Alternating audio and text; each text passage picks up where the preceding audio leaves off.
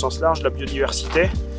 On fait des aménagements qui ont du sens. Là aujourd'hui on est sur un périmètre de captage d'eau potable. Cette parcelle-là, je l'ai coupée déjà en deux dans mon assolement. Donc ça pose absolument aucune difficulté sur le travail, sachant qu'on a aménagé à chaque bout de la haie de quoi pouvoir passer avec le matériel agricole. Il faut que tout ça puisse s'embriquer facilement et ne pas être une contrainte surtout.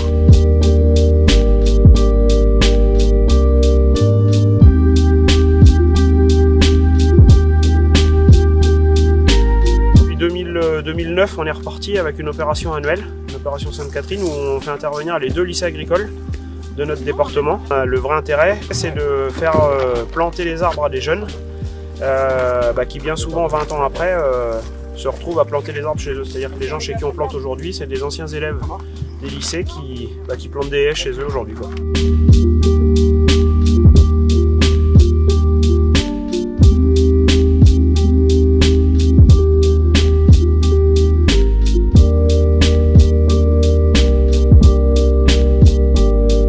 Chasseur de petits gibiers dans l'âme, amateur de griffons cortales, chasseur depuis aussi longtemps que je puisse m'en souvenir, parce que sur ces terres-là, j'ai toujours accompagné mon grand-père.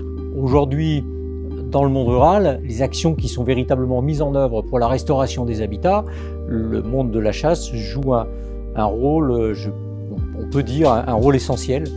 Les collectivités nous accompagnent dans ces travaux, mais c'est vrai que les fédérations de chasseurs sont un vrai moteur pour mettre en œuvre toutes ces actions sur le terrain, quoi.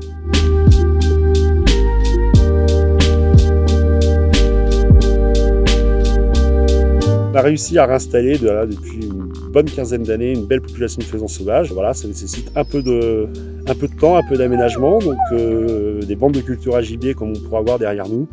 Et puis la haie, là, c'est la finalité un petit peu de tout ça, ce qui va permettre de fixer un peu plus le couvert dans le temps et surtout faire en sorte qu'il soit périn tout au long de l'année.